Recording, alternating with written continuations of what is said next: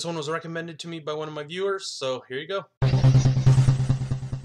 Everybody's doing good out there. Today I'm back with Timecrimes, and I had seen the film originally when it came out on video. I know it's pretty well regarded, written and directed by Nacho Vigalondo. Of course, he had a segment in ABC's of Death. I think he's one of the only guys to be mentioned by name in ABC's of Death in somebody else's segment, whatever. It's a pretty well-regarded film. I haven't seen too much of his other work. But Timecrimes, you can see why it's successful as a genre piece because it combines elements of Hitchcock. You have a little bit of a slasher element, and then, of course, you got time travel. The story is basically this character, Hector. He's your normal Spaniard. You know, he's very mundane, and he gets drawn into this crazy sort of like time loop that involves this girl being, you know, murdered or whatever. And I don't want to go into too many details to the end, but yeah, it works on the thriller level. Once you start to examine the time travel aspects, you know, of course, you're going to start asking a lot of questions. But one thing, it was shot for $2.6 million or whatever. And it looks lower budget than that, to be truthful. The film, it looks good. I like the way the film looks, but it has like sort of this grainy quality. Perhaps that was on purpose. But the film does kind of have a throwback feel. Of course, no special effects, and there's hardly really any blood and guts. The big thing, if you've ever seen any of the imagery, is the killer.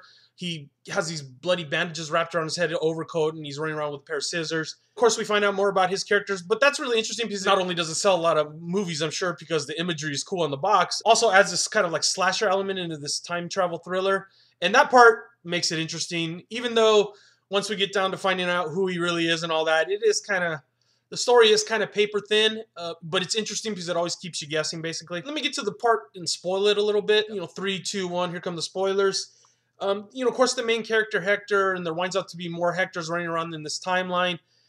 And the thing that bugged me was they never show how the loop started. How did all these events really get set into action? Because we follow, it has to be at least the second time it's happened because he sees it happening, he gets absorbed into the situation, he winds up going back through the machine, we follow him, he goes back, messes up, and then he goes back again, and then fixes everything, and then he kind of, at the end of the movie, jumps out of the loop, makes, you know, kills the girl by accident, sort of, but then the only logical conclusion is at that point, he went and to clean up everything, he had to bury that girl, and then the other Hectors kept running around in that time loop. When he, you know, grabs his wife's hand at the end and tells her not to move, and, you know, he lets the second Hector or whatever drive off back to the tower where they're going to send him back. He jumped out of the loop. But the problem with this is, and I researched it online, and there isn't much about it online, but basically you never see how the loop got started.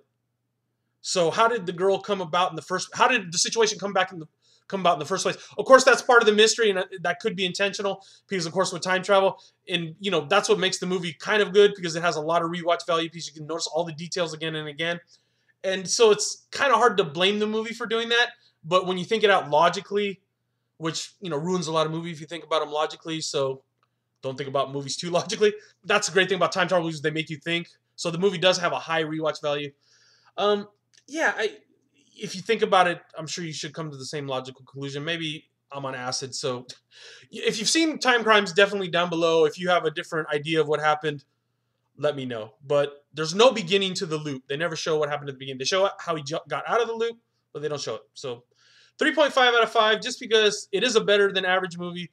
Time travel movie, high rewatch value. It has that cool slasher element, kind of the nod to Cronenberg. I always felt that way when I saw it, as soon as I saw the artwork. That's why I picked it off the shelf originally. A cool name, cool artwork.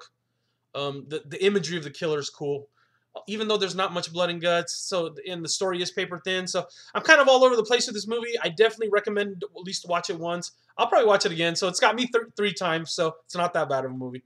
But definitely check out Timecrimes if you've seen it down below. Let me know. And what's your favorite Spanish horror movie besides REC? This one, give me another name. I'd like to hear it. All right, guys. See ya. Bye.